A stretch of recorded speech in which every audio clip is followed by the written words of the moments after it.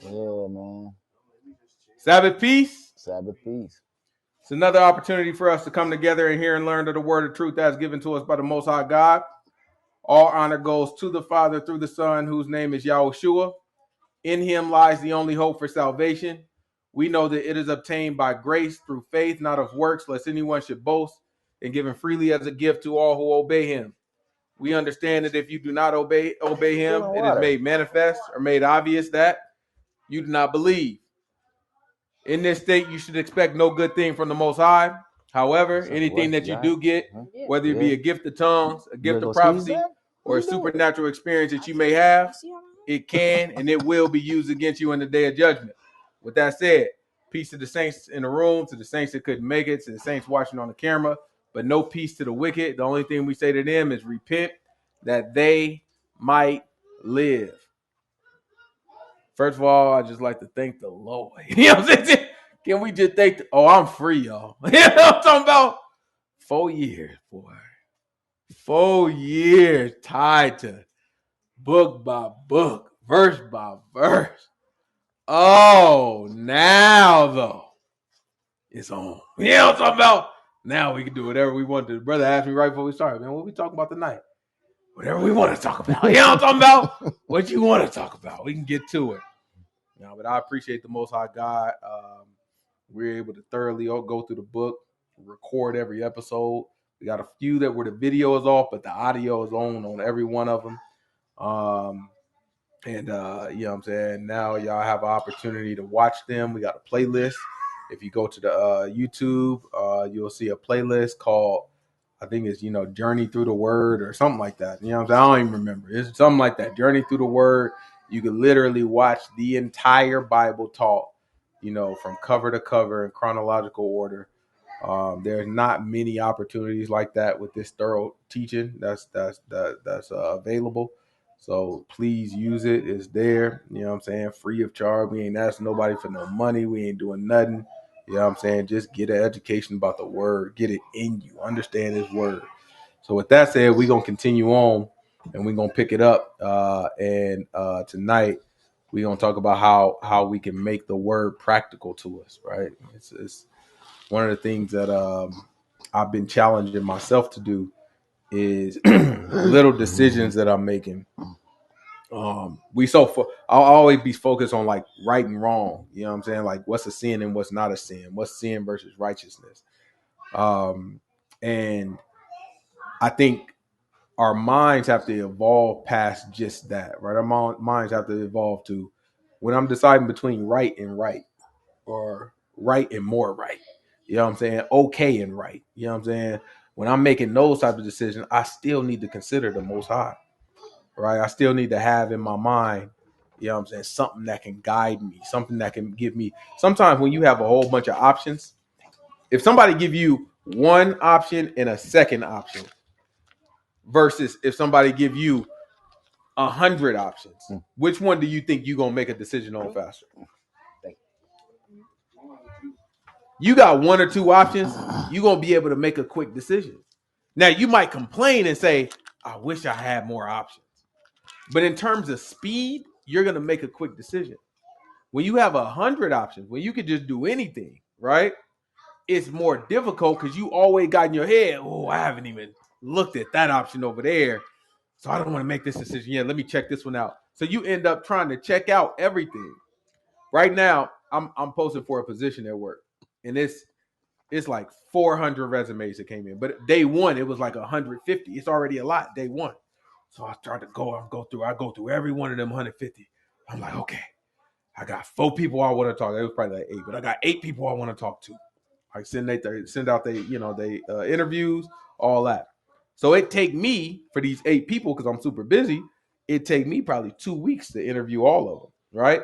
By that time, I look in there, it's 400 more people that apply for this position. So when I went through it the second time, because, I still want to see more people, when I went through it the second time, with all of these options, I can't get through all of them. So the whole time I'm anxious, just looking at them like, oh, man, I'm going to ask for them, but I don't have time to get, what if I'm missing somebody good? So I'm like gun shy. I won't even send the new list of people I want because it's like, man, I need to review the other ones. And so it paralyzes you. sometimes what the scripture can do to you is it can give you solace where I don't need to review all my options because I'm basing it off of the principles of the Most High God, right?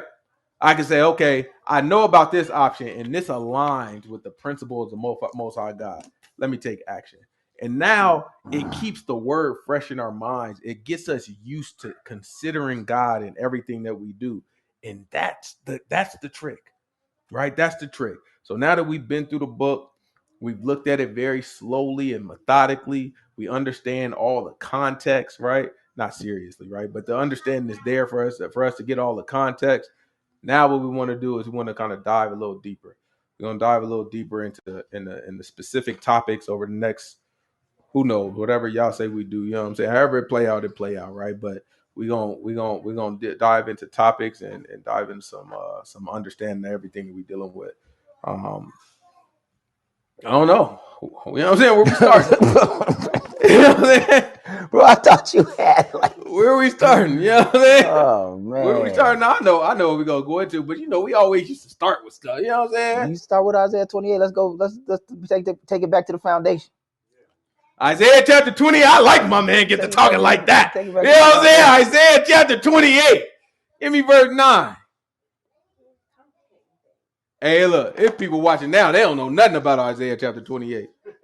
You know what I'm talking about? Daniel know what Isaiah talking. You know what I'm saying? Daniel from the 28 days. You know what I'm saying? Then we'll do that, and then we'll do 29. All right. 29. Yeah. We're going to do Isaiah chapter 28, verse 9. Then we're going to pop right over and do Isaiah verses 29, verse 9. Yeah. Both of them going to be 9 through 13. Ain't that something? Both of them is 9 through 13. Them thing hitters, too. Both of them. Wow. You know what I'm saying? You ever got hit? You ever been in a fight and you go like, you know what I'm saying? You get in there, you know what I'm saying? And then you try to do something because sometimes you be in a fight and you think you fight so much better than the other person. Look, I'm fighting the dude. Whoa. I was in there. I was getting him too good. Yeah.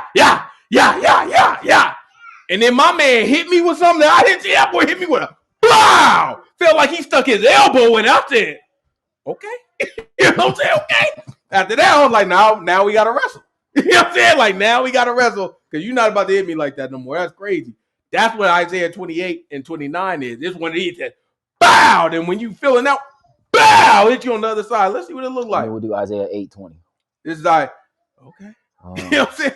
This is Isaiah chapter 28, verse 9. Then we doing Isaiah chapter 29, verse 9.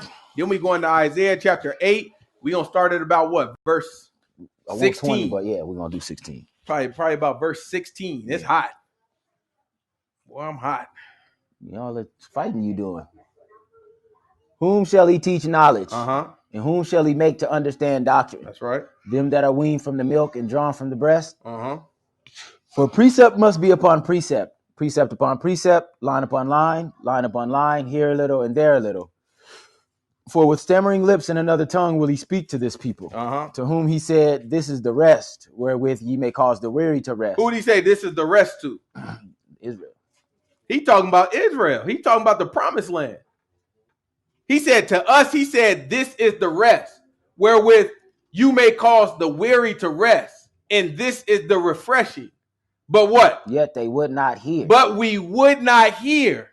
So he's speaking to us. He said, I'm teaching this to the people that are not babies. I'm not giving this to the babies. He said, I'm speaking this to people in a way they will not understand, with another tongue and with stammering lips.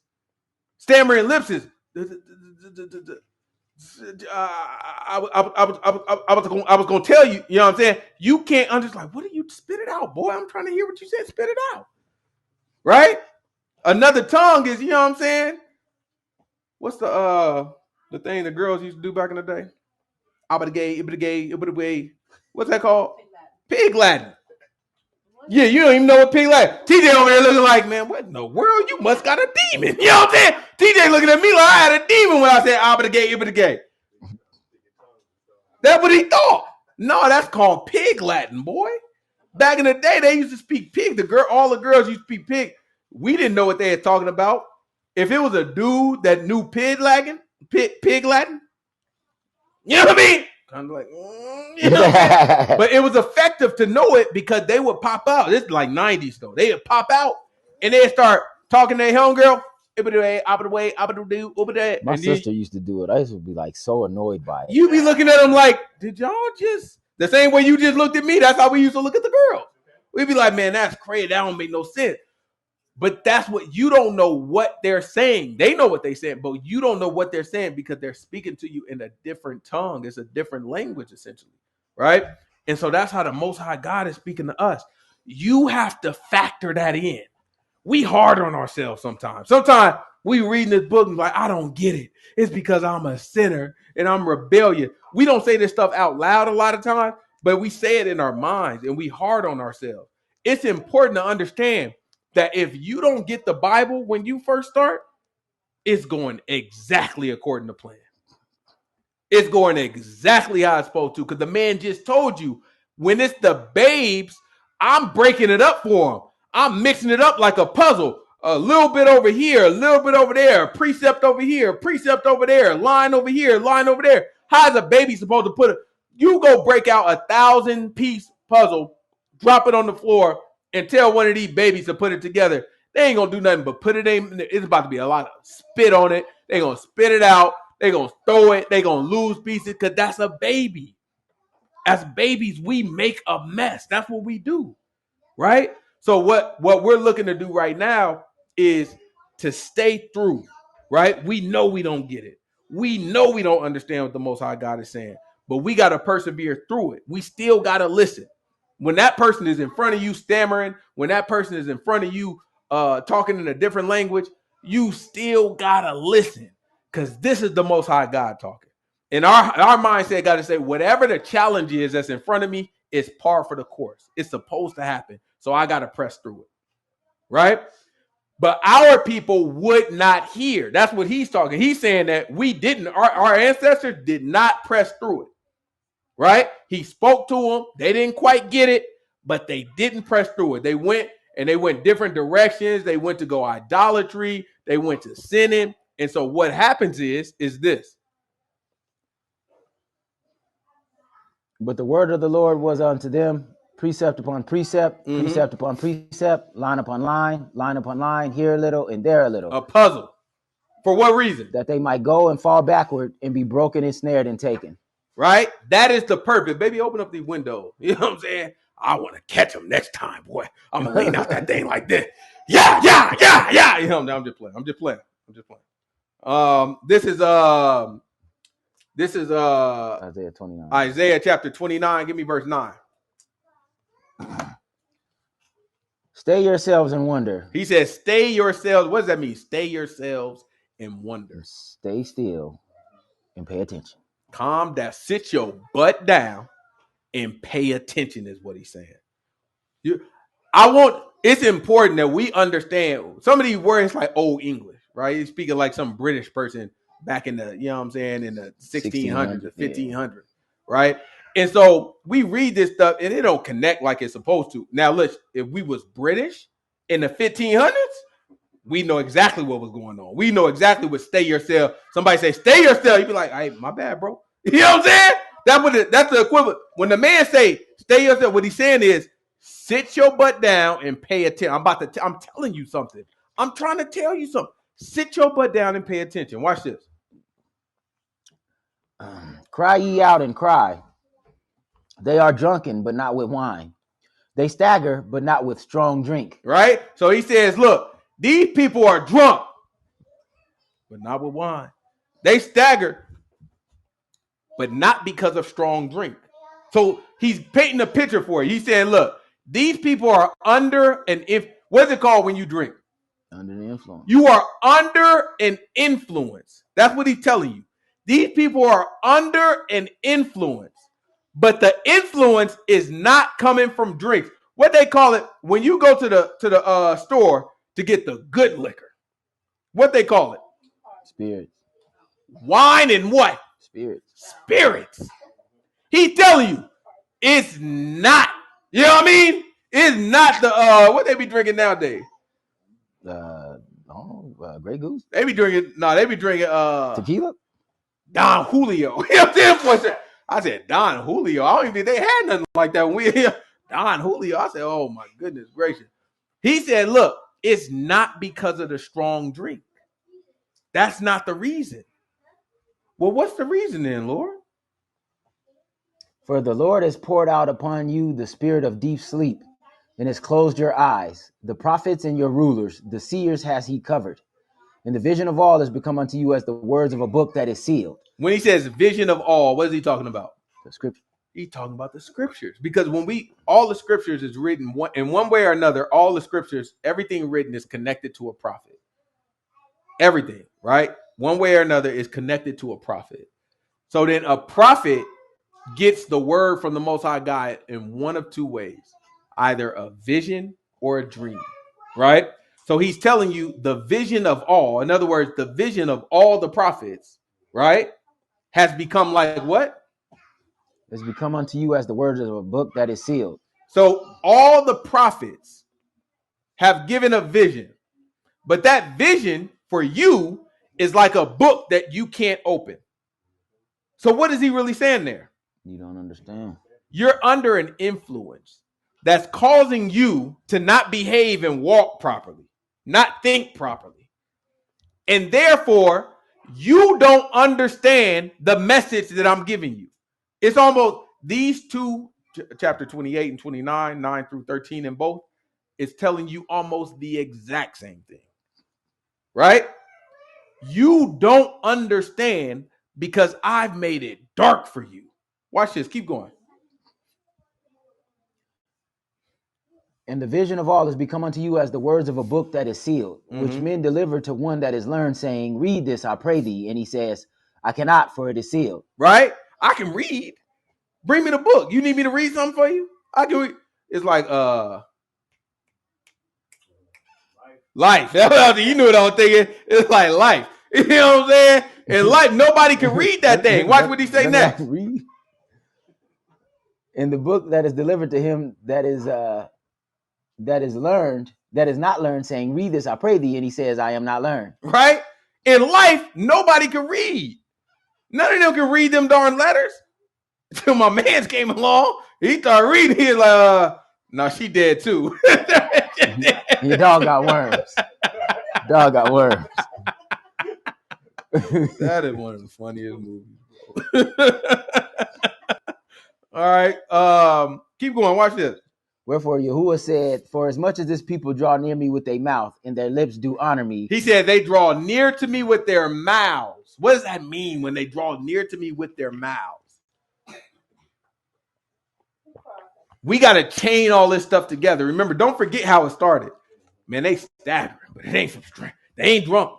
They look drunk, but they're not drunk.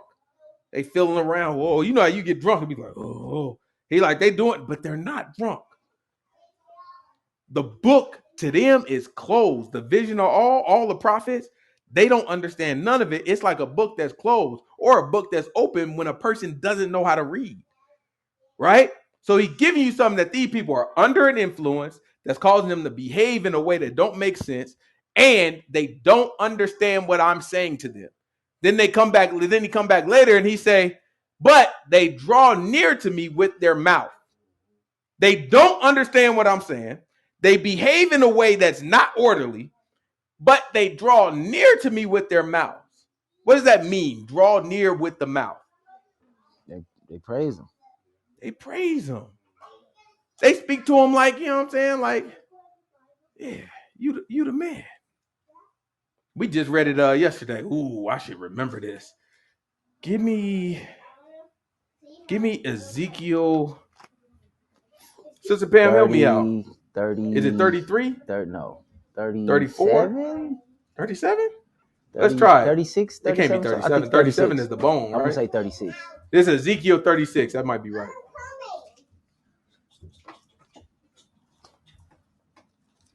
This is Ezekiel chapter 36. We're going to have to find where it is. I feel like it might be 34. Maybe. I'm thinking of 36, though. Daniel, help me find it. No, I'm wrong. Try 34. See if it's in 34. My mind tell me it's 34. It's like maybe 2/4 from the end. I'm looking for. Yeah, it's 34. It's 34. You see it? Yeah. No, but I remember This is when you talking about the shepherds. No, it ain't the that's shepherds. not the shepherds. It ain't the shepherds. No, 34 is the shepherds. Yeah. Try 33 then. At the end. If it's 33, it got to be the end. I'm looking for. What am I looking for? I'm looking for Ezekiel. They said they come to you. Yeah, they coming to you like somebody who play a song. Yeah, they come to you like they really want to hear what I gotta say. Yeah, like they sit in front of you like they my people. They gonna hear you, but they ain't gonna do it. I think it's something like a song, or I think it's like you're onto them. I think it's you're onto them, like someone who plays a song. Should be like Ezekiel somewhere in the 30s of Ezekiel, but I feel like it's earlier 30. It's like 30. It's after 33 for sure, but it's before. It got to be before 38. Yeah, you want 30. 33, 30. It isn't 33? Okay. 33, 30. 33 is a hitter, boy. Yeah. 33 got a lot in it. It do. 33 got a lot in it. That's a hitter. This is Ezekiel chapter 33. Give me 30. Ezekiel chapter 33, verse 30. Watch what the book say. Also, thou son of man. And after that, we going right back to Isaiah chapter 29, verse probably about 13. He said, also, thou son of man, the children of thy people still are talking against thee by the walls and in the doors of the houses, and speak one to another, every one of his brothers, saying, come, I pray you, and hear what is the word that comes forth from Yahuah. Right? He said they talking for you. They talking against thee. Behind your back in the walls and inside of their house, they running their mouth like, I don't know. You think some of these people don't tune in every darn week and watch this thing, cut the camera off, be like, nah, but them boys are crazy. You know what I'm saying? They don't really know what they talking about, but they entertaining though. When he be, you know what I'm saying, when he be talking about the Bible, it's funny and it's entertaining, but they don't really be knowing they off on these areas. You don't think they be saying that? Oh, please. People, you know what I'm saying? Look, they be running their darn mouth, and it ain't just me. It's every man of God. That's how it go.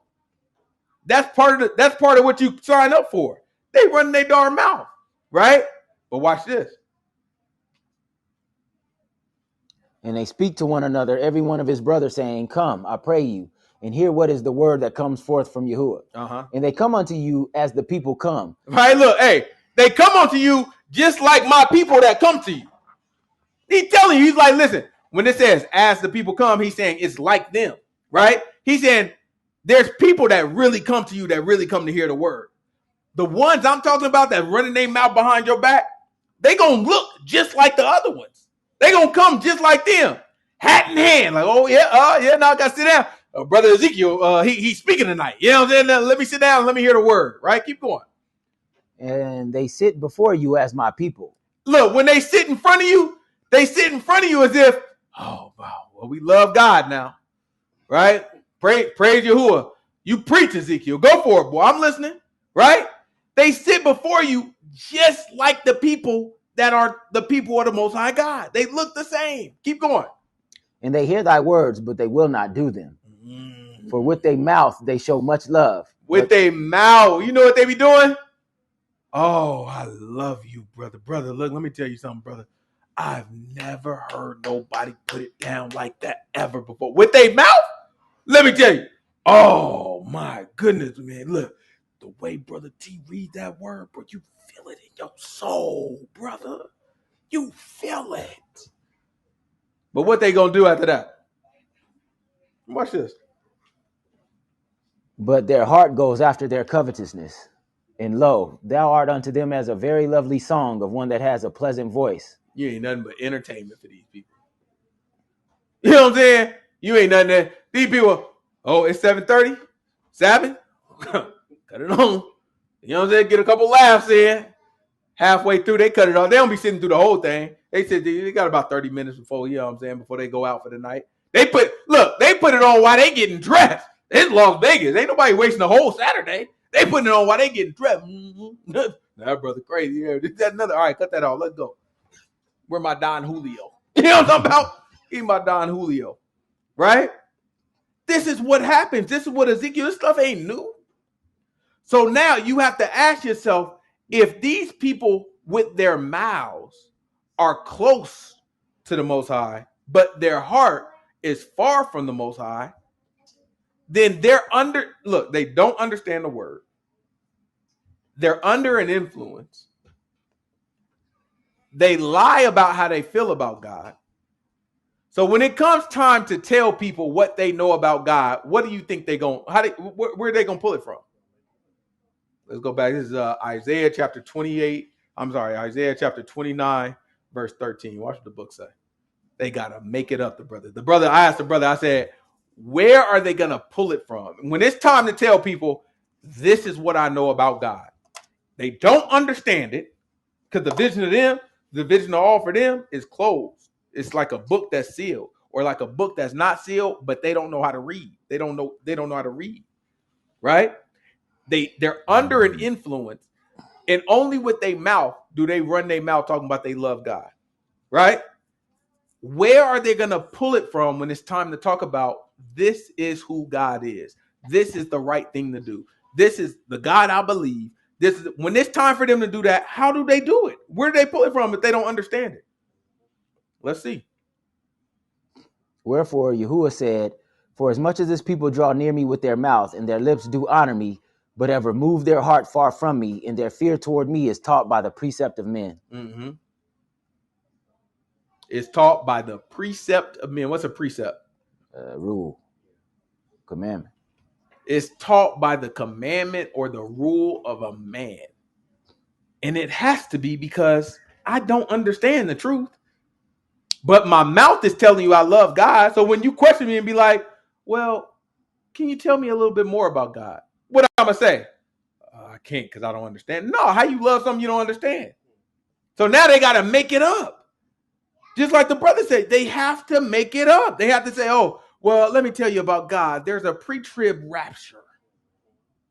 And once saved, you're always saved. It's like you made that up. When you die, you go right to heaven. I mean, just immediate, just like that. You don't understand it. How are you coming up with all this wild stuff? There's a thing, brother. It's called, what the Catholic call that thing? It's purgatory. Yeah. No, you die, and then you go into purgatory. It gives you another chance. No. Shut up. You don't know what you're talking about. You're making this stuff up. Like you're bored and you're making it up because you don't know the word, because the vision of all to you is like a book that's sealed and you didn't persevere through it. You stopped and you gave up. You didn't persevere through it. We got to persevere. Because while the book is sealed to one person, grab Isaiah chapter 8, verse 16. While the book is sealed to the one person, to the other person, it provides light. While it's dark for one person who don't understand, to the other man of God, it provides radiant light so that we can see very clearly from our left to the right and we can make the right decisions. We have to take our time with this book. The Most High God has given us life and breath and a heartbeat and eyes to hear this, and ears, I guess, to hear this word. So now that we can hear the word and read the word and listen to the word, now we have an opportunity to make sense of this stuff. And it may feel like you don't get it. It may feel like it's speaking to you in a different language. It may feel like a lot of things. Persevere through, because when you do, you will see. This is Isaiah chapter, Isaiah chapter 8, verse 16. Bind up the testimony. He said, bind up the testimony. What's the testimony? The scripture. The vision of all. It's the same thing. He's saying bind it up. When you say bind it up, that means to seal it up. So remember, on one hand, the book is sealed to people. And he's telling them, bind it up. In other words, seal it. Right? I just want y'all to see who he's going to give it to. Watch this. Seal the law among my disciples. The only people that got access to this is my what? Disciples. And y'all walk around calling yourself Hebrew Israelites. You walk around calling yourself Christians and Muslims. The man tell you there's one group of people that gets this information, and it's disciples. To everybody else, it's sealed. Okay, keep going. They think I made that up, though. Keep going. And I will wait upon Yahuah that hides his face from the house of Jacob. Okay. And I will look for him. Behold, I and the children whom Yahuah has given me are for signs and for wonders in Israel, from the Yahuah of hosts, which dwells in Mount Zion. And when they say unto you, seek unto them that have familiar spirits, and unto wizards that peep and that mutter, should not a people seek unto their God? That's right. For the living to the dead. He said, for the living to the dead. Did that make sense? Did that make sense? Somebody died. Man, my mama used to give me the best advice, but now she dead, right? God forbid, but you know what I'm saying? Let's say now she dead. Now what? I'm going to go to a necromancer. That's what they call him. I'm going to go to a necromancer, and he's going to contact my mom's spirit in the afterlife so that she can speak to me and give me advice like she used to. Does that make sense for a living person to get advice from the dead? Some stuff just don't make logical sense. And the Most High God, they always try to make you see like, oh, well, God is so mysterious. Let me tell you something. He is the most logical entity that you ever gonna deal with. The man is telling you, do it make sense for a living person to get advice from the dead? What they gonna teach you, how to die? Keep going, watch this. To the law and to the testimony. He said, to the law and to the testimony. The law of Moses, the testimony, the rest of the scripture. To the law and to the testimony. What? If they speak not according to this word, it is because there is no light in them. This is how you decipher the truth from what's fake. This is how you separate these things. You have to know the law and the testimony. Did he say the testimony and then the law? Mm-hmm. He said the law and the testimony. Why would the law come first? That's the rule. That's Moses came That's first. the foundation. Mm-hmm. That's the foundation. Right? So let's talk about the law. Let's try to talk about the law. This is Deuteronomy chapter 6. Give me verse 1. Let's talk about the law. A lot of people think they know the law and they do not. They do not. Like they know commandments. They know like thou shalt not kill. Ooh. You know what I'm saying? Like you know what I'm saying? I know.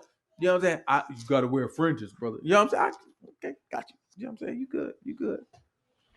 Right? But a lot of people don't really know the law. They don't understand the principles. And that's what I want to do. I want to spend at least a few weeks going over the principles of the law so that we understand it deeply. Right? We know we can apply these ancient laws from ancient times. Right? We can apply the principles of those laws to our everyday regular life that we live today. Right? Because if we can do that, it will take our life, our spiritual life, to a different level, right? We get to a different place. We have to get ourselves where nothing moves us, right? Nothing moves us except the Most High God. This is Deuteronomy chapter 6. Give me verse 1. Watch what the book say. Now these are the commandments and statutes, the statutes, and the judgments which Yahuah your God commanded to teach you, that you might do them in the land where you go to possess. So read it again real slow. Watch this. These are the what? Commandments. These are the commandments. The statutes. The statutes. And the judgments. And the judgments. Which Yahuah your God commanded to teach you. What are commandments, statutes, and judgments? Altogether, that makes up the title, the law of Moses. Right? So as a group, when you put all those things together, that equals the law of Moses. So think of the law of Moses as being a title, right? If you're going to write a book and maybe the last thing you came up with is what you want to title that book. So we wrote this book and it's full of statutes, commandments, and judgments, right? Then we would name it the law of Moses, right? That's the title of the book. But now, what is a commandment? Rules. Right? A commandment. Something that you have to do. Is a direct instruction. Mm-hmm. Right? It's a very direct instruction. You do this or don't do this, right? Commandment. I think we're all familiar with the idea of a commandment. Mm-hmm. What's a statute? Statute is traditions, things that you uphold, like the Sabbath, the holy convocations and stuff like that. Well, that's an ordinance, right? A statute is more like boundaries, right? So you make up boundaries or statutes with commandments, right? So if you might have, in most cases, multiple commandments that make up a statute, right? So you're going to have several statutes. So think of it first. You have don't do this by itself. That's just a commandment, right? But when you say don't do this, don't do this, don't do this, that creates a boundary. So now we have to learn the commandments. We have to learn the statutes, which are boundaries. And then we have to learn the last one, judgments. Consequence. What are judgments? The brother said consequences, right? It's the penalty. So now if I tell you. Or the resolution of a matter. Or a resolution. Yeah, it's not always a penalty. That's right. It's how you deal with a matter. Yeah, the resolution of a matter. That's a better way to say it. It's the resolution of a matter. It's how you make that situation right. Right? So if I say, do not turn on that light, that's a commandment. If I say, don't turn on lights at all after dark or in the daytime, that becomes a boundary, right? Now it's multiple lights and multiple things, but now I've given you a rule that operates as a boundary, right? Then I say, anybody who does turn on the light has to give me 10 push-ups. That becomes the judgment, right? So if I say, do not kill, that's a commandment, right? If I say, if you do kill, then the same thing will be done to you. That's a judgment. Does that make sense? It's important that we understand that before we dig into the law, right? Because most of the time what you're going to hear throughout the law is obey my statutes and my judgments. And the reason is because by saying statutes, you're inferring already that there has to be commandments there because you're going to need commandments to create a boundary, right? So those are the two most important things, is to obey his boundaries and his resolutions to matters, right? He's going to teach us how to deal with matters when they cross his boundaries. There's one chapter that to me has the most laws in it, so I want to start there. It's Leviticus chapter 19. It has the most laws, in my opinion, I think. You know what I'm saying? There's one place that you can kind of just go through all of them. So we're going to do Leviticus chapter 19. We're going to do verse 1. Leviticus chapter 19, verse 1.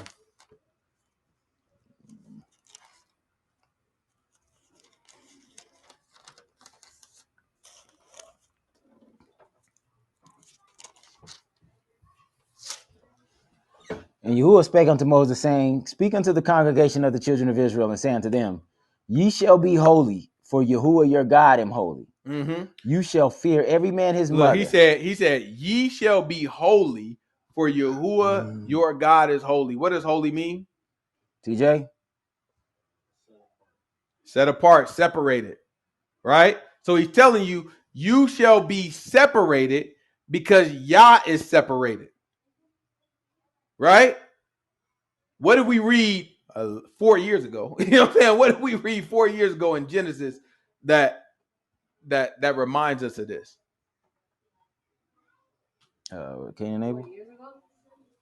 Mm-hmm. You thinking of Cain and Abel? Grab Genesis chapter 13. Give me verse 6.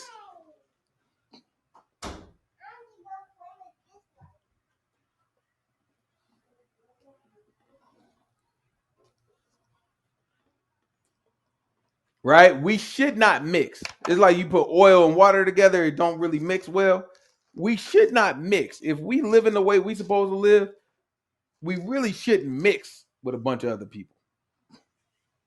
This is Genesis chapter 13. Give me verse 6.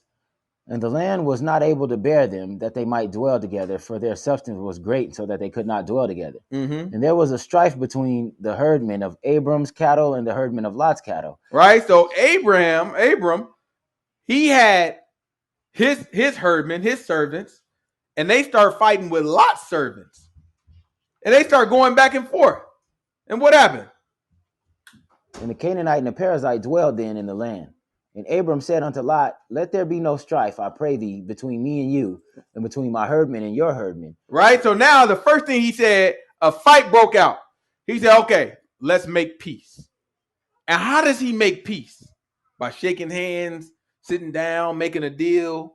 Let's see how the peace is made in this situation. For we be brethren.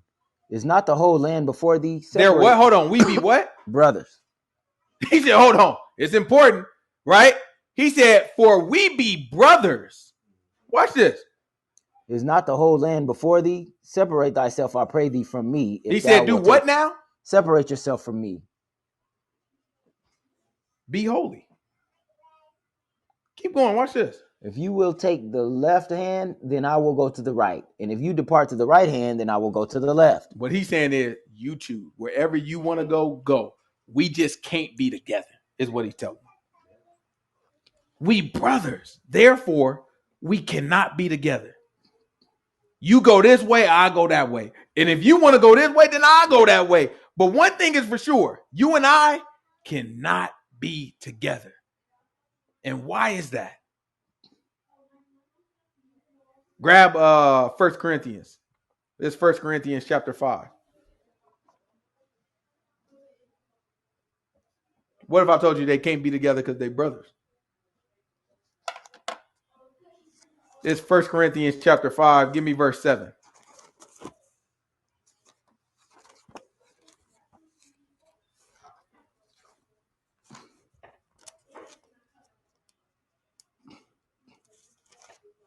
First commandment we read here is be separate. When he say be holy, be separate.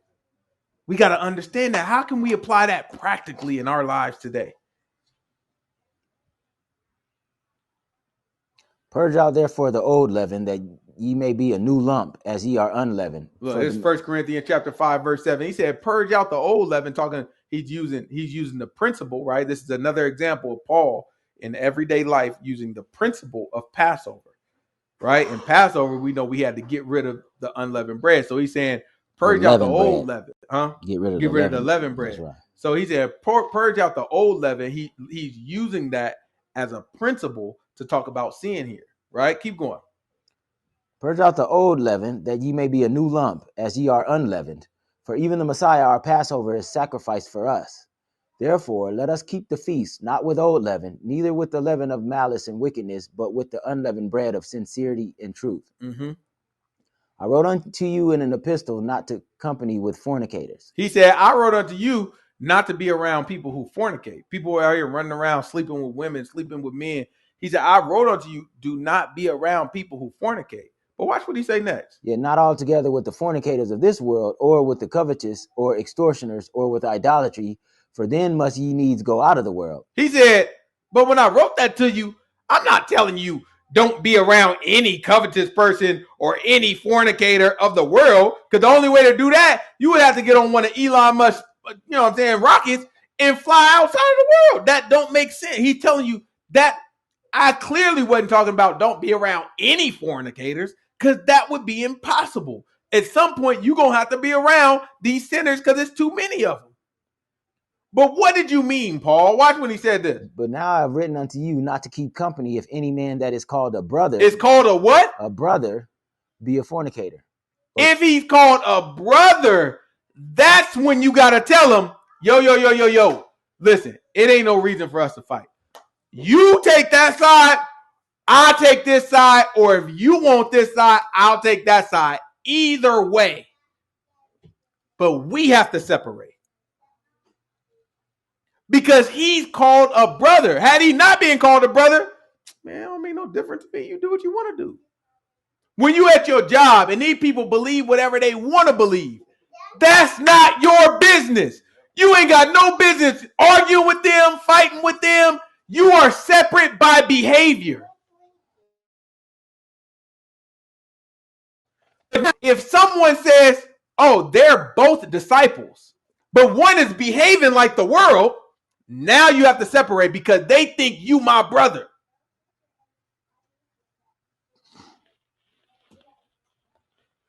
It's like you gotta think of it like a company badge, right? So it was this girl. I forgot what the story was, but the girl, she worked for Amazon, if I'm not mistaken, and she went viral online. Is there anything wrong with going viral? No. People go viral every day. Do Amazon got a problem with everybody that go viral? No. But what was their problem with her for going viral? Simply, she worked for Amazon. She was called a brother. So now, since you went viral and you work for our company, now you hurt our brand. And we can't afford that. Therefore, you're fired. You know what they call firing? Separation. They call it termination or separation. Right? So you've been now separated from the company. Another way to say separate is severance. You can sever something. One of the things they do sometimes when they want to separate with you amicably, they'll tell you, like, listen, bro, you know what I'm saying? Why don't you go ahead and submit your resignation? We'll give you a severance package. You know what a severance package is? It's a separation package. It's basically this what it. Let me explain to you what a severance package is. If you want to go that way, have it, and I'll go this way. Or if you want to go this way, then I'll go that here. Take what you want, but just go. That's what a severance is. So they had to separate from her. I don't think they severed her. You know what I'm saying? I just think they fired the girl. You know what I'm saying? I don't think they gave her no package. But you know, either way, they separated from the lady as far as I know, right? So that's what happens because you're part of a brand. When we join ourselves to the Most High God, we become part of a brand. I want this to be practical for y'all, right? This is something that you're now part of a brand. You now represent something that's bigger than you.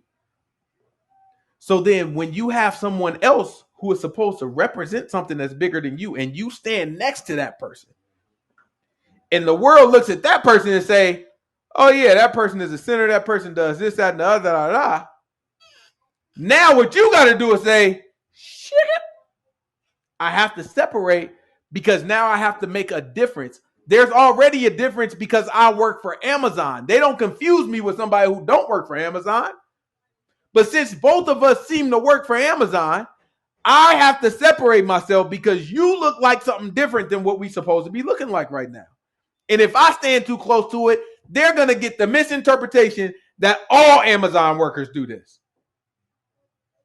And we can't have that. So we have to separate. This is what we have to do in our daily lives. Right? It's a lot of people that spend a lot of time judging regular people who believe whatever they want to believe. They ain't talking about this book. They don't believe this book. They don't call themselves a disciple. That ain't none of our darn business. Let these people believe what they want. Our business is the man who calls himself a disciple. We know that we different from a Christian. Everybody know that you've already been separated from a darn Christian. You've already been separated from a darn Muslim. You already been separated from an atheist. You can stand right next to them and people know y'all different. But now when a man calls himself a disciple, that's different. Now it's a higher standard. Let's see. Grab James chapter 4. This is James chapter 4, verse 1.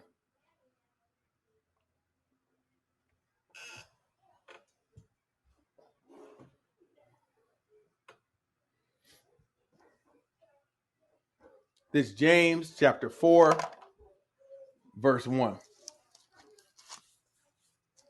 Ooh, it's hot. The air conditioning came on once.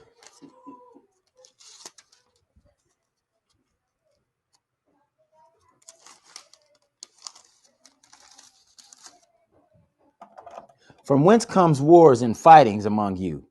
Come they not hence, even of your lust that war in your members? Ye lust and you have not. Ye kill and desire to have, and cannot obtain. Ye fight and war, yet ye have not, because you ask not. So why you think Lot people was fighting with Abram's people? Was it lust? Lust. They want more, but they just didn't ask. Abraham just told, he said, listen, man, if you want this side, have it. I'll take that side. If you want that side. All he had to do is, hey, Lot, can you ask, you know what I'm saying? Ask your uncle, see if he. Abraham looked like, look, we brothers. Therefore, you go that way, I go this. Or if you want, I'll go the other way. It don't matter. All you have to do is ask. But we're not doing this. Right? Keep going. Watch this.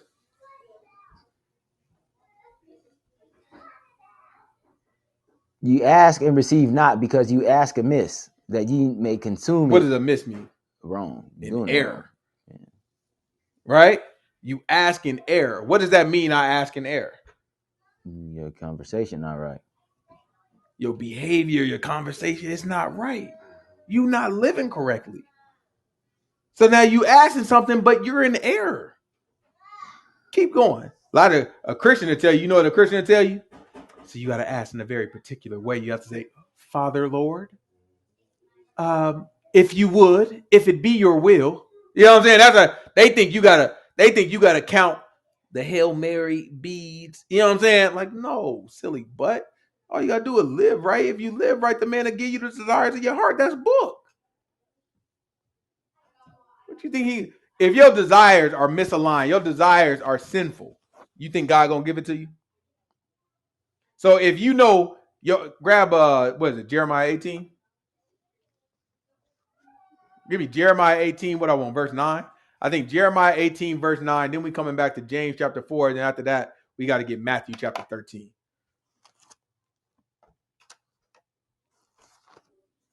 This Jeremiah 18, verse 9. Or is it 17, verse 9? 17, man. This Jeremiah 17, verse 9.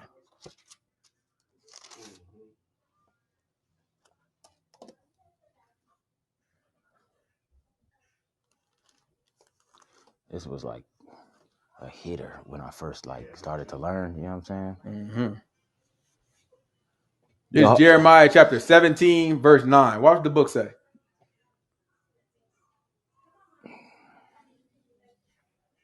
The heart is deceitful above all things and desperately wicked. Who can know it? So now, if God say he'll give us the desires of our heart, right?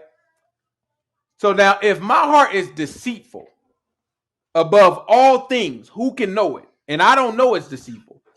But I say, I really, really, really want this. But I'm not living right, so my heart ain't right. Do you think God is going to give it to me? That don't make logical sense. It just doesn't make sense. No, you're asking amiss. If your life is not right, then you're asking in error. Your heart is lying to you, so your desires are not what you need. The Most High God, he's going to give you when your heart is aligned. In other words, when you turned away from sin, then he'll give you the desires of your heart. Because now you're not asking amiss. Grab James chapter 4.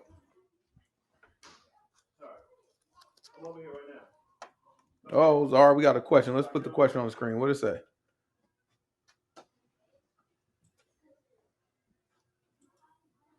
So it says, asking amiss. Oh, hold on. Asking amiss could be what? Oh, could that be asking for ridiculous? Put it up there again. Could that be asking for ridiculous what? Ridiculous stuff to win the lottery. So yeah, no, it's I mean it could because your heart is not aligned, right? But and it could be connected to lust. But asking amiss is not necessarily about what you're asking for. Is more so about why you're asking for it. And you don't really know, even if you think you know why you're asking for something, you don't know because your heart lies to you. So remember, when the book is talking about the heart, it's talking about your thoughts. So your thoughts are lying to you, right? You think you understand yourself, but you don't. And I can tell each and every one of us do not. I guarantee if you wrote down everything you want today and then revisit it in 5 years, you'll probably have some of those things and say, I'm mad I even got that. I should have never got it. It's people that got millions of dollars and say, you know what? Life was so much simpler when I was poor. And it's poor people that say, man, I'm telling you to solve all my problems if I was rich. And guess what? You get rich and guess what you want? More. If I just had, I got 2 million now, but I'm telling you, if I could get to 20 million, I'll be straight after that. Then you get to 20 million. What you looking at? Man, I'm trying to get to that honey ball, boy. Then you get to the honey. I'm trying to get to the Billy. That's all. You just want more. You don't know what your butt want because you're asking amiss. So it's not about what you're asking for. Some people can ask for simple things, right? Just ask for, man, like, listen, I just want a better relationship with my brother. You know what I'm saying? If I could just get a better relationship with my brother, that would fix it all. We done fell out a couple times. Anybody that's listening to that be like, no, that's a good ask. Ain't nothing wrong with that ask. It ain't got to be something like the lottery, right? It could be a good ask, and guess what? That could still be a miss because you might want that for the wrong reasons, and you could never know that you want it for the wrong reasons because your heart is deceitful above all things. This is James chapter 4, verse 1.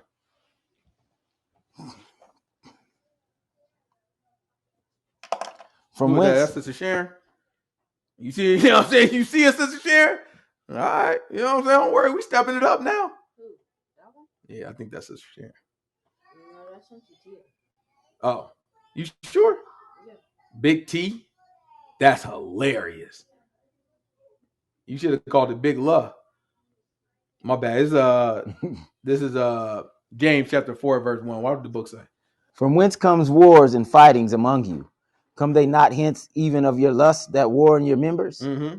You lust and you have not. Ye kill and desire to have and cannot obtain. Mm-hmm. Ye fight and war, yet ye have not because you ask not. Mm-hmm. Ye ask and receive not because ye ask amiss, that ye may consume it upon your lusts. Mm-hmm. You adulterers and adulteresses, know ye not that the friendship of the world is enmity with God? Don't you know that you're at war with God when you have friendship with the world? Therefore, what's the opposite of friendship? Enemy. You got to separate. That's the goal, is to separate. And the separation when it comes to the world is not about separating physically. You have to spiritually separate yourself from these people, which means you behave different. Your reputation is different. I can't be walking around with the same reputation as a sinner. Oh yeah, they go to the same clubs and be hanging out with the same girls and drinking the same drink. That doesn't make sense. I'm not separate if that's the case.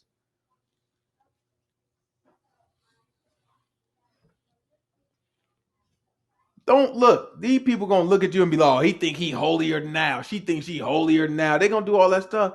Don't let that stuff dismay you. That's a sign that you are being separated. They recognize it. They might be uncomfortable with it, but they recognize the separation. And that's part of what we have to do in our everyday life. Not to look down on people, right?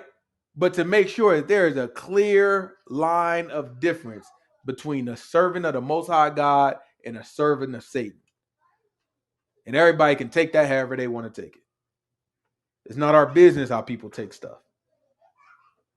This is Matthew chapter 13.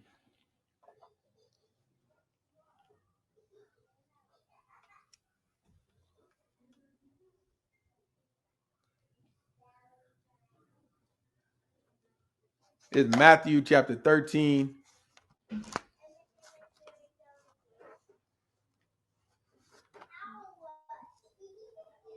Give me verse 21.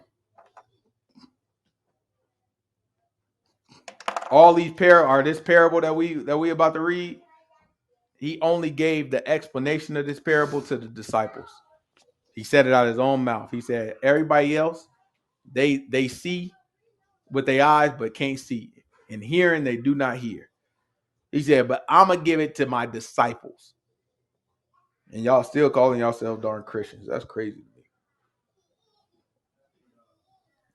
It's Matthew chapter 13, verse 21. Yet hath he not rooted himself, but endures for a while. For when tribulation or persecution arises because of the word, by and by he is offended. That's 21? Yeah. Try 31. Another parable he put forth unto them, saying, the kingdom of heaven is like a grain of mustard seed. No, that ain't what I want. Give me, I'm just looking for the wheat and the tares. Oh, 24. 24. It's Matthew chapter 13, verse 24. Thought it was one. Another parable he put forth unto them, saying, the kingdom of heaven is likened unto a man which sowed good seed in his field. All right, so the man who sowed good seed in his field is Yahuah, right? He explains the parable later, but I'm gonna explain it as it goes. So what he told us is Yahuah, the Son of Man, is the one who sowed the seed in the field, right? And when you say sow, just for people that don't understand, it means he's planting it. So the person who's planting seeds, that's Yahweh, that represents Yahuah. Watch this. But while men slept, his enemy came and sowed tares among the wheat and went his way. All right. And the enemy that sowed tares. So I just want you to understand what's happening. You have one man that has good seed and he's putting it in the ground so it can grow into something. Then he went to sleep. Then you got another man who is an enemy to the good man, to Yahuah, an enemy to him. He sows bad seed. Seed are called tares, right? So the good seed represents each one of us that ends up going to the kingdom in the end. And the tares represents everybody who is not going to go to the kingdom in the end, right? So it represents people who serve Satan versus people who serve the Most High God. Both of those seeds were planted. The enemy purposely mixed them into his field. The field represents earth, the world, right? Keep going. But when the blade was sprung up and brought forth fruit, then appeared the tares also. Right? So then when it started to grow, they could kind of tell, oh, there's some tares out there. So watch what his servants say. So the servants of the householder came and said unto him, Sir, does not thou sow good seed in thy field? From whence then has it tares? He said unto them, An enemy has done this. The servant said unto him, Wilt thou then that we go and gather them up? So now the servant said, okay, you want us to go and pull up all the tares because they just beginning to grow. They budding out of the ground. So he's like, oh, if you want, we can just go through and we just pull up all the tares. Watch what the man said. But he said, No, lest while you gather up the tares, you root up also the wheat with them. He said, look, these wheat and tare are so close together, you might accidentally pull up some wheat in the process of pulling up tare. Right? Keep going. Watch this. Let both grow together unto the harvest. Let both do what? Grow together unto the harvest. And in the time of harvest, I will say unto the reapers, Gather ye together the first the tares, and bind them in bundles and burn them, but gather the wheat into my barn. If you want to be separate, it don't mean that you can't be next to these people. To be separate, you just gotta grow different. If you look at a wheat and a tare, they both green before they get ripe, right? And then after a while, one start turning yellow, and it kind of bends over. It kind of like bows down and look like the wheat. It bows down, and then the tare kind of stands straight up, but it stay green. So this one turned like a golden yellow, and this one stay green. In the end, guess what? It's gonna be very clear which one is wheat and which one is tare. And in the end, guess what? When it's time to pull the wheat up, if I pull a tare up and it accidentally pulls up the wheat, guess what? It was time to pull it up anyway. There's no risk if y'all wait to the end. Everything just got to grow. Your only job is to grow different from everybody else. That's how you be separate in your practical life. You react different. You behave different. You think different because your thinking comes from the word. If you start basing all of your thoughts off of the word, you're going to behave differently. You're going to grow differently. Your reputation won't be the same as everybody else in your life. And they're going to treat you differently. This is Leviticus chapter 2. Leviticus chapter 19, verse 2.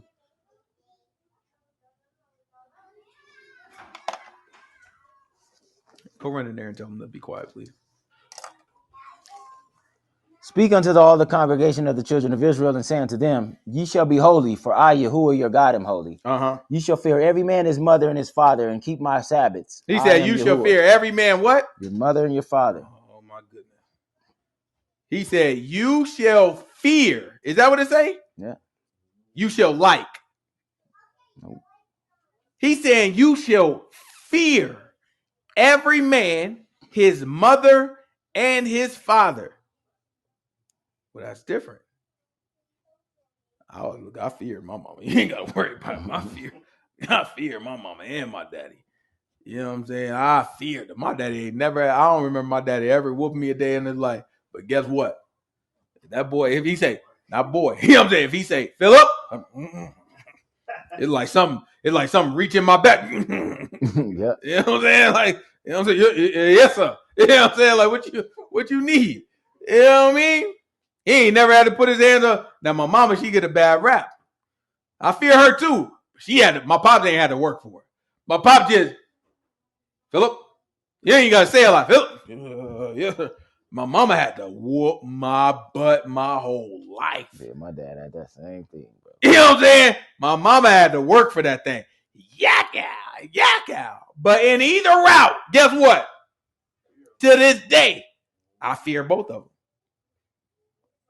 And be clear when I say fear, you know how people, no, it's a reverent. I can't stand a Christian in their darn words. It's a reverential fear. What? Reverend rented? What? Like, what are you talking about? No, it's fear. The book say fear. You know what I'm saying? How you gonna put a nice spin? Reverential, like that means something different. It's a reverential fear. Okay, is it fear or not? No, that's a different. Reverential fear ain't fear. Okay, now you're a hypocrite. How you gonna say fear ain't fear? Okay, well then now you're a hypocrite. You know what I'm saying? Now you're a hypocrite. I ain't about to sit here and talk nobody sometimes talking to some people will make you dumb. Because you'll sit there and you'll start giving weight to something stupid the person just said out of their mouth. Reverential fear. And then they're going to tell you, so that's not fear. That's like me saying, blue car, so it's not a car. Like, what are you? It's just a blue car. It's not a white car now. It's just a blue car. So it's not a regular fear. It's a reverential fear. But guess what both of them are? Darn fear. I don't care what type of fear you want to call it. You gotta fear your parents. But our problem today is the opposite, because now we parents. So now we get our kids, and guess what we think about with our kids? They didn't ask to be here. Ain't that what the kids say? They be saying, our kids didn't ask to be here. So we need to rearrange all of our life to make sure we are beneficial to them. And that's how these parents parent now. Because that, honestly, if you're not dumb, that kind of doesn't make sense. You know what I'm saying? But if you don't know no better, you'll be looking at that like, yeah, that's true. Because in reality, they didn't ask to be here. Name me one kid that was like, yo, Pop. Yeah, do it now because I want to come out. You know what I mean? If you do it, I'm ready now. So if you do it right now, I'm going to be the one. Don't worry about it. Not one kid ever. I've never had that communication with none of my kids, right? But what happens is the kid ends up here anyway without their own permission. So now the parent is looking like, it's not my fault I brought him into this. I mean, it's not their fault I brought him into this life. That was my decision. So therefore, I need to take it easy on the kid. They didn't ask to be here anyway. No, that's not what the book said. That's not how the book looked. See, in the old school, the way my mama was raised, my mama had a different tone. My mama used to say, I brought you into this world and I'll take you out. And here's the crazy part. I believed her. You know what I'm saying? When she said that, I'm like, she's gonna kill me. She will kill me. And you could not convince me that my mom would not kill me. So now people will look at that now. You know what they're gonna say? Call CPS. That's child abuse. Call CPS. This child believes his mother will kill him. This is unacceptable, right? That's how they look at it. But what they don't understand is that was right. Now you got kids running around talking back, running their mouth, don't got respect for adults, don't understand how the world works when they become adults. So they become adults with all these unrealistic expectations of how the world is going to deal with them. They think because, look, this is what parents be doing. A kid, and they start young. All kids do this because all kids are just trying to learn. Kid will look and they'll be playing with like the nightstand or, you know what I'm saying? They're playing with something. And then you always tell them every day, don't play with that. And then you move them from it. So they get a little older and then they start crawling to it and reaching for it. You know what they do? Before they get to it, they look back at you like this. And then they start reaching their hand out like this and like making sure, because they trying to learn what is the statute? What's the boundary? So they looking at you to figure out when. Usually he catches me in the middle of doing it and he tell me stop. When exactly is he gonna tell me to stop as I reach for it? And you look at him, it's like, you bet not touch that. And the kid's like, ooh, that's a little different tone from yesterday when he grabbed me and pulled me from it. Let me just see what happened if I touch it. And then you know what the silly darn young parent gonna start doing? 1, 2. If I get to 3, you already at 5, all this talking you doing. If I get talking slow, I'm about to say the next number. And you looking at him like this kid is looking at you like you're crazy. So I'm definitely going to keep touching this. And then at 3, they get up and they get him and maybe they pop him on the hand. Or maybe they yell him, I told you not to touch that. So now what did that teach the kid? I got until 2. You know what I'm saying? Like 2, if I stop, if I can get it done before 3, I'm good. So now when the kid, it ain't a slow movement. Now it's just like 1, okay, hurry up. 2, I'm done. I'm out. You know what I'm saying? I'm out. You teach your kid. You got some parents that do a whole bunch of yelling at their kids. This and another. So you will notice that parents that do a bunch of yelling at their kids will learn not to move until the parents start yelling. It ain't like the parents start off yelling. The parents start off with, make sure you clean your room. Zahar, I told you to clean your room. Come back in there. Boy, this room is still not clean. Can you clean the room? I told you to clean the room earlier. We got to go. And all of a sudden, boy, I told you, but get your butt up. I'm going to whoop your darn butt. This, that, another. Guess when he start moving? Oh, now he's serious. The other time, I don't take that serious because I know you're not, we've trained our kids, you're not serious until you start yelling. What we think, look, and it's messed up. What we think is, I'm giving them a chance. I'm taking it. You know what I'm saying? We in our minds, I'm just having mercy on the kid. You know what I'm saying? I'm just trying to make sure they didn't ask to be here. That's how we think about it. We think we doing the kid a favor. But in reality, the kid is picking up information and they're trying to get as close as they can to their desire while not getting killed by you. So now they only fear you when your butt get up and start screaming. So guess how I deal with my kid? I mean, that's one way to do it. But no, I do the opposite. I never yell. I just say it once. Like, get up, do the. And then guess what? Belts out. You know what I'm saying? That's it. Belts out. Yeah. Because now you can never learn. You never know when dad is going to flip out. You never know when the whoop is going to come. I want you to have in your mind, it can happen at any time. I might just walk in here and just feel like, who want to whoop it? You know what I'm saying? What we do? Nothing. I'm just feeling whooping-y. You know what I'm saying? Just get your butt over here and get this whooping. It can happen. If your kid believes it can happen, guess what? Oh, that's fear.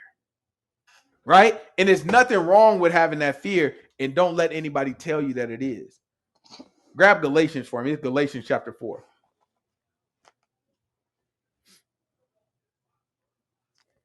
Back in the day, kids used to be a benefit. It's less kids being born today than it was in the past. You know why that is? That, but it's also contraception. Right? So because there's a lot of options for contraception, including abortions and all the rest of this stuff, parents can deal with their guilt differently.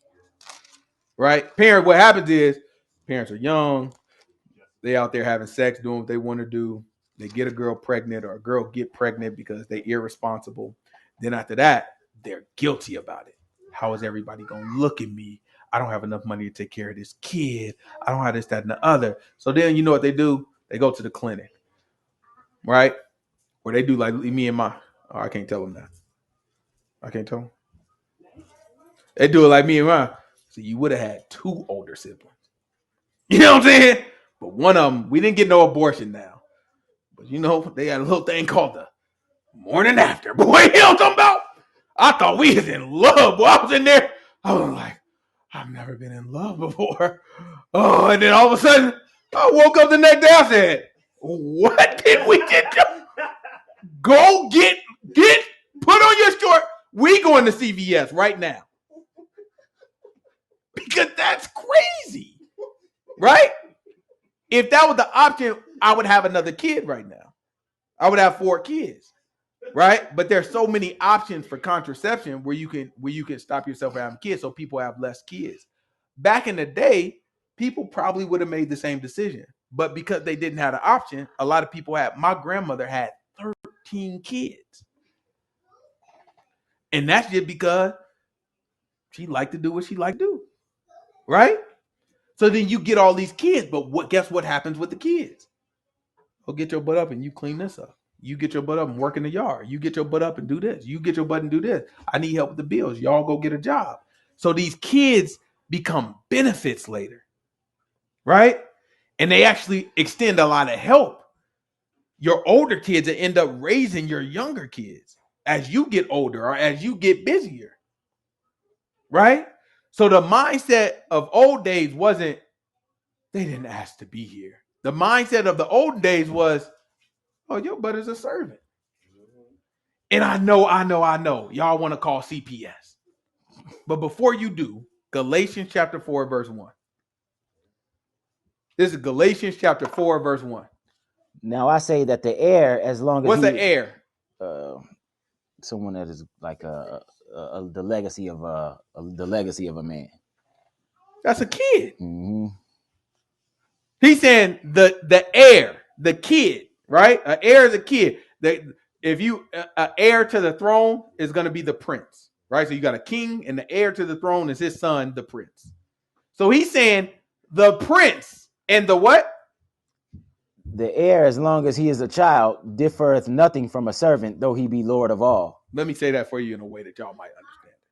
He's saying the prince is no different from the servant while he's a child. The prince who's destined to be the king while he's a child is no different from the servant who's destined to be a servant. That's what the book says. So that's why I tell y'all, get y'all butts up and clean up. You get up and you clean up. Clean your room. You get up, wash them dishes. But Dad, why you don't have to clean up? Go get the Bible. Go to Galatians chapter 4, verse 1. And read it with your whole chest. That's a book. Ain't that what I told you? I tell my kids at least once a month. Boy, that's book. The heir and the servant differeth not. These kids didn't ask to be here. You brought them here. Therefore, it's your call. If they asked to be here, it would be their call. They didn't ask for you here. Now you have to architect their life for them. That's your responsibility to architect their life. That's your responsibility to show them what's right and what's wrong. It'd be parents talk about, well, I'm not going to introduce my child to religion. I'm just going to let them figure it out. And that's their prerogative because everybody believes what they believe. But that's not what we believe. What we believe is, no, you got to learn it. Book tell us you got to pass down these laws to your kid. Ain't no option. You don't get to believe what you want to believe in my house. What's wrong with you? You don't get to just do whatever you want to do in my house. That's crazy. Everything going to have a boundary and a consequence that come with it. Let's go to Proverbs. Let's see if we can make sense of some of this stuff. It's Proverbs chapter 22, verse 6. Proverbs chapter 22, verse 6.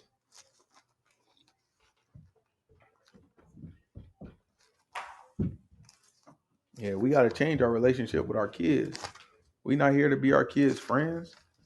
A lot of these parents don't know that, man. They killing our kids. Killing our kids, setting our kids up for absolute failure. Some of these younger adults that's coming into my job, I'm just so disappointed. It's because they're unprepared for the world. They're unprepared. Their expectations of life is so off. And it can be fixed very simply, right? Simply by rearing your child, raising them up and disciplining them and teaching them how to yield and humble themselves to authority. A lot of people are not ready to do that. They don't know how to take accountability. They don't ever want to feel wrong. It's more important for them to look right than it is for them to be right. And that's a problem. That's a problem. This is Proverbs chapter 22. Give me verse 6.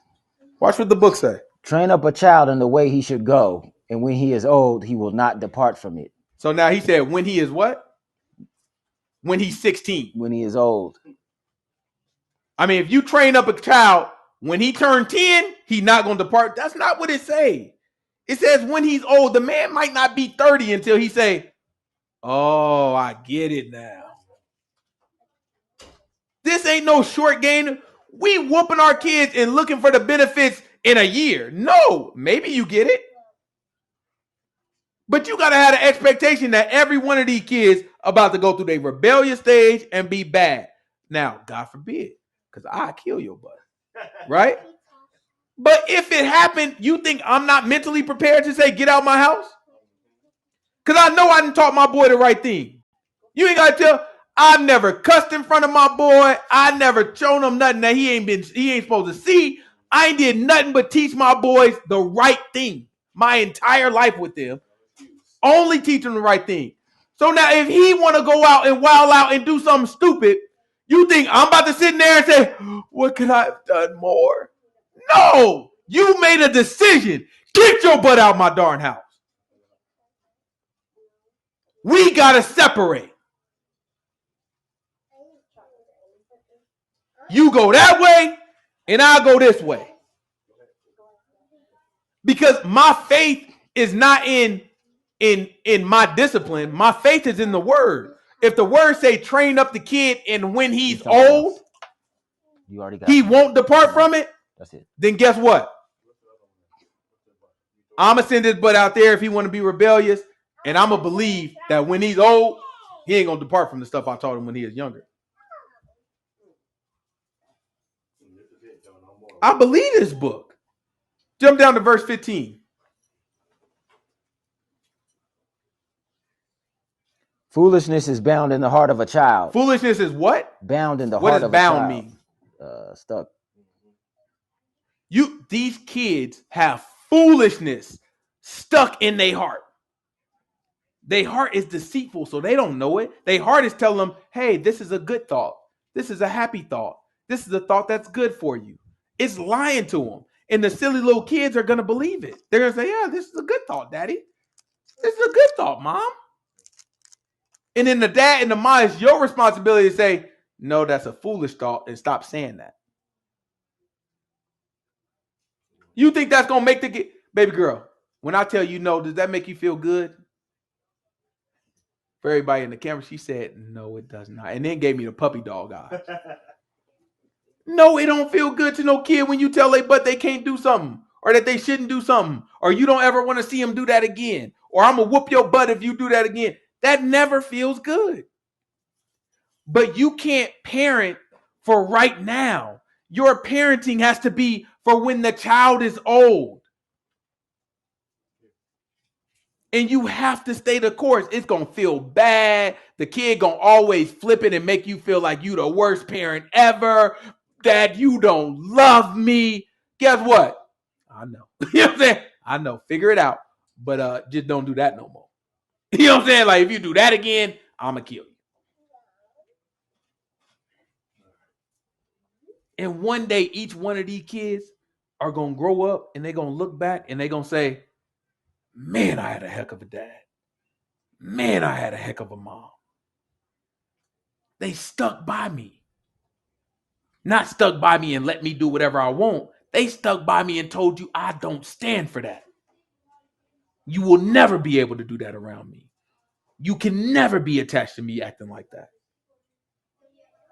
It hurts in a moment. But when they get older, they're going to look back and say, man, I had the realest dad I ever heard of.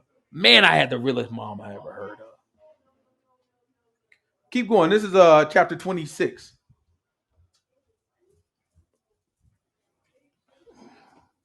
Proverbs 26? 29, Proverbs 29? Proverbs 29. It's Proverbs chapter 29, verse 15.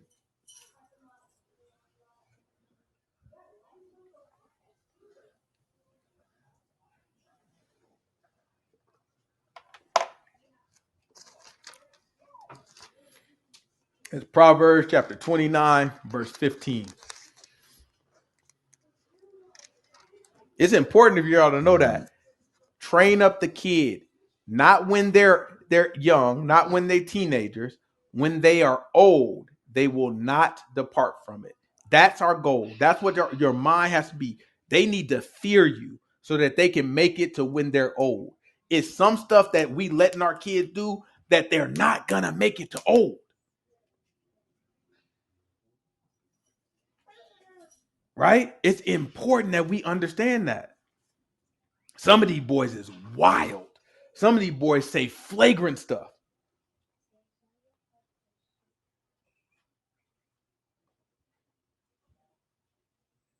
This is Proverbs chapter 29, verse 15.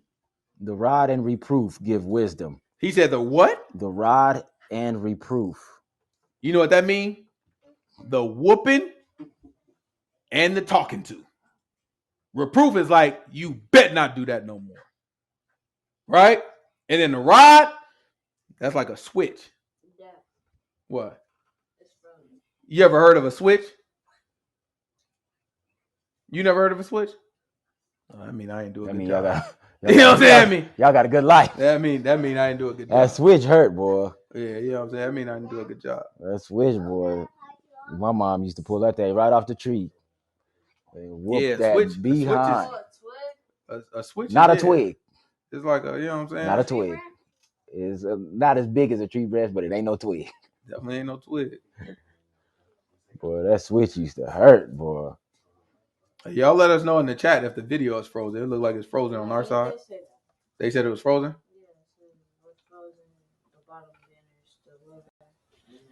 You can hear us?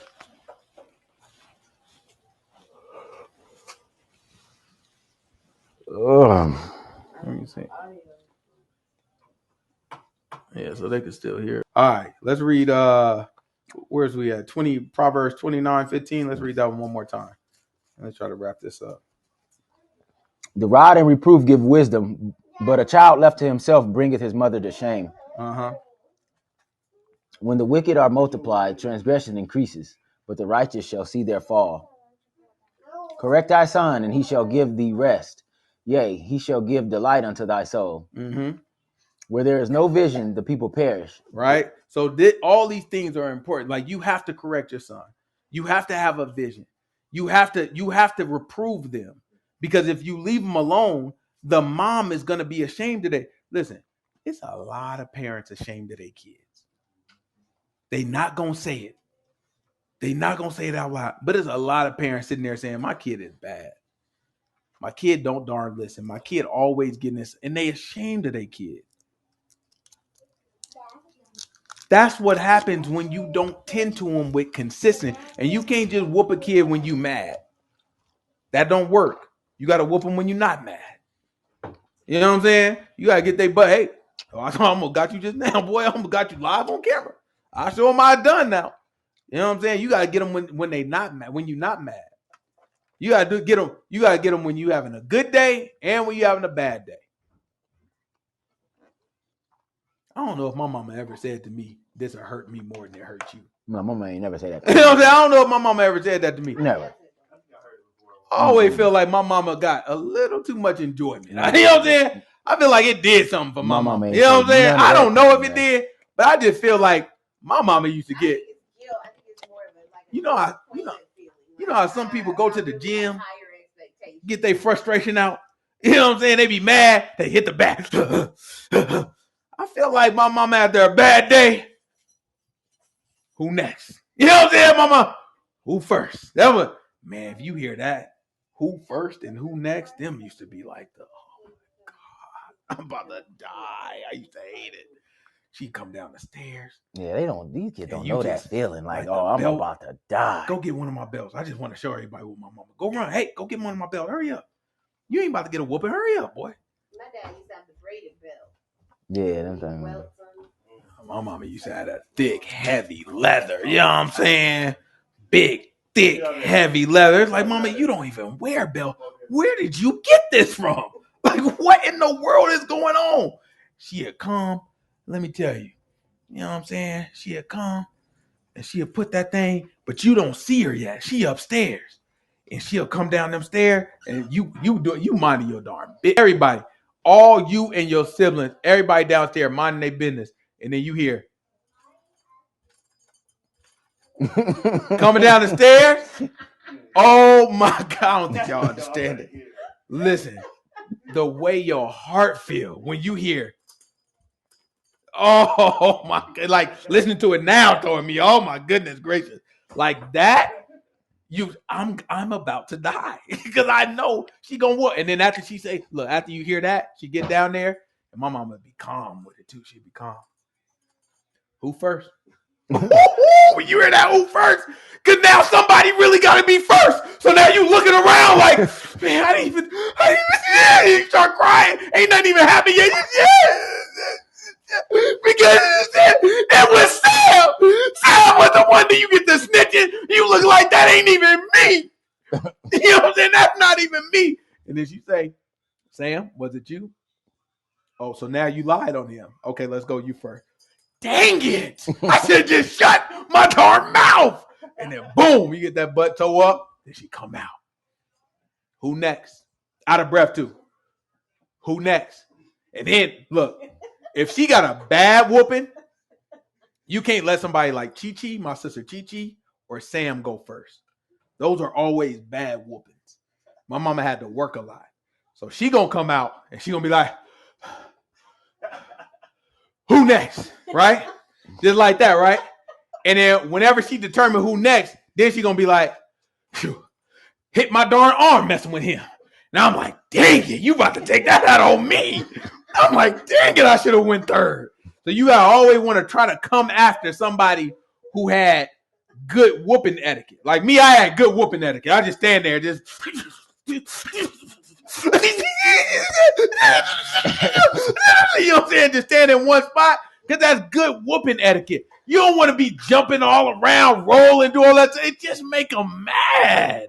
And now the next person gonna have to deal with that. You know what I'm saying? It's not good. Listen, I used to be so scared. I would run. But as soon as I ran, I'm like, oh my God, it's gonna be worse now. And then she sent my brother to go catch me. She wouldn't chase me. She'd be like, Corey, go get him. And he bigger and faster. Man, he used to drag me to my mom, bro. And my brother, we got grown. He was like, man, you know, I used to hate catching you for mom. It's not like I wanted to do it. Listen, man. Bro, my mama used to kill me. That's how we gotta raise these kids, man. I know it feels like trauma to you and all that. I mean, to this day, I do something bad at work, and guess the feeling I feel? Like a whoop. A whooping. Yeah. I feel the whooping feeling on my back when something happened at work. If I miss something at work, I get the whooping feeling. But that's wisdom. Yeah. That's wisdom. That carried me through my job. I appreciate my mom. You know, it's like I don't look back like, oh, she whooped me. Like not even a little bit.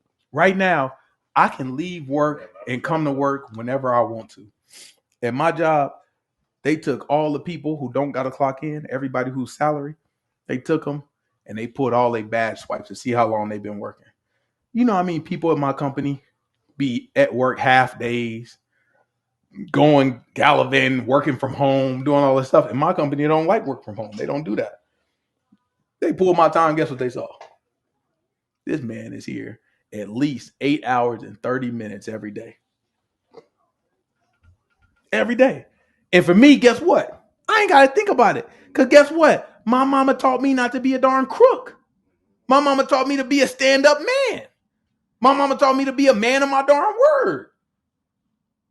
It ain't like I'm sitting here like, oh, you can pull it any random period of any year you want. I'm going to be on time not because I care about y'all. That I care about y'all looking at me. You know why? That's who I am. Because I get the whooping feeling if I leave early. You know what I'm talking about? Leave early, be like, oh, let me go back in here. You know what I'm saying? Let me just go back here and finish up some things. Right? You don't have to worry because it builds wisdom and it builds integrity. That's what we got to put into our kids. Just get it out your mind that you hurting them. Matter of fact, watch this. Grab what is it? 23. This is Proverbs 23. Proverbs 23 verse 12. Watch this one. And notice I'm going to all these Proverbs. Guess which one I didn't go to? Spare the rod. Spare the rod. I ain't even gonna touch that one. Ain't no reason to. Y'all know that one already. These are ones that don't nobody talk about. These are ones that everybody just pass over. This book tell you how to raise your kids. All y'all got to do is listen. Your kids need to fear you, not love you, not be your friend, not all that. They need to fear. All that can happen too. I'm not telling you be mean to your kid because that's not what the book say either. The book don't say be mean to your kid. The book say be stern and correct all their behavior. Don't let nothing slide. Don't let nothing slide. Everything got to be corrected because when they get older, they're going to have a very clear eyesight of what needs to happen, and they're going to be a people of integrity, men of integrity, women of integrity. That's your candy bone. Maybe you ate too much candy. It's okay. I don't want. Okay, go drink some more water. This is Proverbs chapter 23, verse 12. Apply thine heart unto instruction, in thine ears to the words of knowledge. Mm-hmm. Withhold not correction from the child. Do not withhold correction from the child. You know what withhold correction means? I don't even feel like that's what we. Listen, I get it. I don't feel like dealing with this boy. I don't feel like dealing with this girl. They always just another. So you just say, you know what? Forget it. You know it's happening. You know what they're doing, but you just don't feel like dealing with it sometimes. Sometimes you having your own stuff going on. It's a long day at work. You just tired. I get it. If you too tired to correct your kid, guess what you should do? Take a little nap. Wake up in the morning. Walk right into that butt when you refresh and say, get your butt up because I'm whooping you for yesterday. What did I do yesterday? You thought I didn't hear you in the room doing X, Y, and Z. You give it. Don't let them slide. Or even if you let them slide on the whooping, you tell them, I'm letting you slide on this whooping, but this is what should have happened. And you correct them. Keep going. Withhold not correction from the child, for if thou beatest him with the rod, he shall not die. Thou shalt beat him with the rod and shalt deliver his soul from hell. He said, look, if thou beat him with the rod, what's going to happen? He shall not die. You ain't doing none of these darn kids. Don't have these people thinking you. Look, man, somebody threatened to call CPS. Sometimes you got to take what comes with it. You think I'd be scared? You be going to school telling them people I whoop your butt too, huh? I know he do. One of the teachers came. One of the teachers said, "Look, now listen. Sorry, had an accident, and he didn't want to tell you because he said he was gonna get a." She didn't even know how to say it. A whooping. You'll get out of my face. You know what I'm saying? First of all, it's either whipping or whooping. You can't say whooping. You know what I'm saying? Get your butt. You know what I'm saying? If you don't knock, tell my boy to come here so I can whoop his butt. You know what I'm saying? Like, what you gonna do? Are you gonna? Because listen, if you gonna send CPS, then just take them. Go ahead and take them. Y'all raise them better than I can. Bet you your butt sending back. You ain't raise no black kid. He's gonna be a monster if you raise him. Better leave him in my darn hands where I know what to do with the boy. Sitting here, I ain't about to sit here and play with you. I don't care nothing about these people. I know I ain't doing nothing wrong. Listen, when you know you're not doing nothing wrong, take me to court. I want that case. I want it. Because you know what I'm going to do. Brother T, I need you up here at the courthouse real quick. We got to read to the people real quick. I can't wait. I can't put it on camera. I'm going to have CNN and everybody involved. They are taking a black man. You know what I'm saying? I'm start talking like Dr. King for no reason. A black man. You know what I'm saying? Taking me to court for loving my son. Open up Proverbs chapter 23 verse. You know what I'm saying? I'm gonna hit and I'm gonna read. Let's talk. I can't wait to defend my case. Oh, you saying the Bible wrong? This is a Christian nation, sir. You saying the Bible is wrong? Trump. I can't wait to play. Play with me if you want to. I don't care. And then if I lose the case, make sure you take them. You know what I'm saying? Like, you got to take them. I'm not about to deal with it if I can't whoop the kids. You'll send their butts right back. They overrun now. I got too many bad kids down there. I bet you my kid, I put my kid in one of these juvenile houses. I bet you he's gonna be the best kid you got in there. Rest of these kids don't get no darn whoopings. They get abused.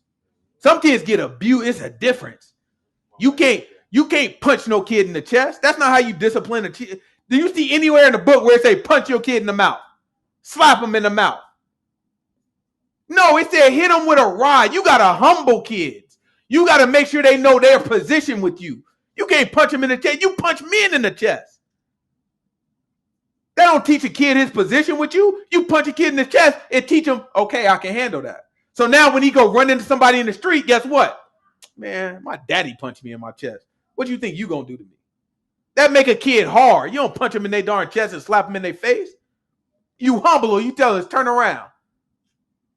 What? Well, I'm too old to get the what? Whack it. Yeah! Yo, grown butt, 23 years old. Yeah. Sit your butt down.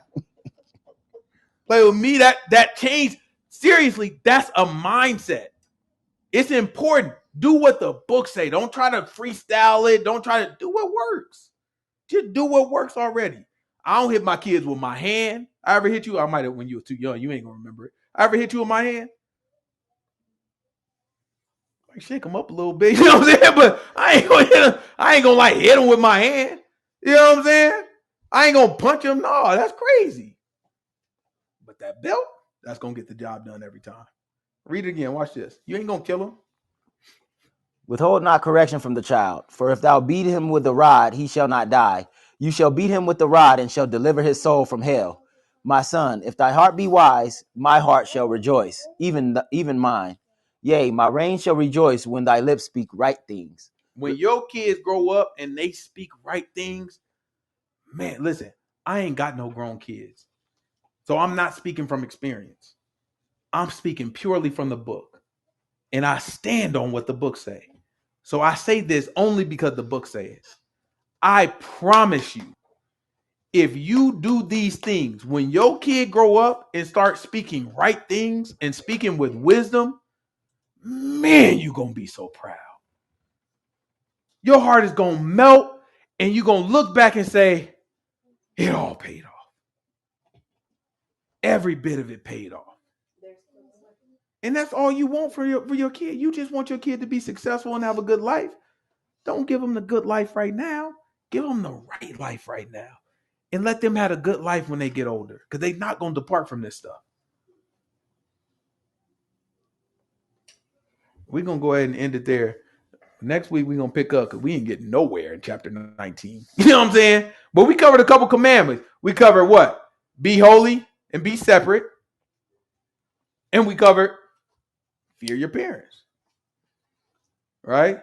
But in chapter 19, it's full of commandments. So we're gonna take it slow. Look like we're gonna take it real slow. We're gonna take it slow.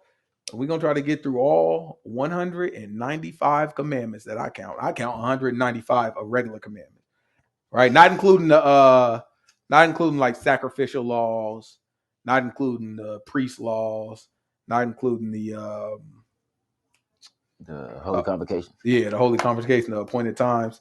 So if you take those, if you categorize those and take them out, I count personally 195 unique commandments and judgments. So y'all willing, I want to go through all of them or almost all of them, right? So that way we can kind of take a look at this stuff and we understand exactly what we need to do. You know what I'm saying? Exactly how we should be looking at things, exactly how we can use this stuff in our daily life. Because sometimes this stuff just go over our head and we read it and we don't internalize it.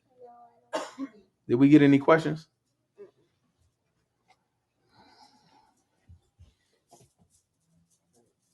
Everybody said Azariah. Everybody say happy birthday. Big T 702 said happy birthday. Daddy, Huh? what am I gonna have? What's Azzy's cake? I'm not gonna have Who is that? No, baby, you can't have no cake. Oh, I think that's Sister Sharon. Sister Sharon, you know one of my favorite topics is whooping butt now. You know what I'm saying? Ain't nothing more important. All right, let's pray out. Hit the end stream for me, son. Big red button on the right.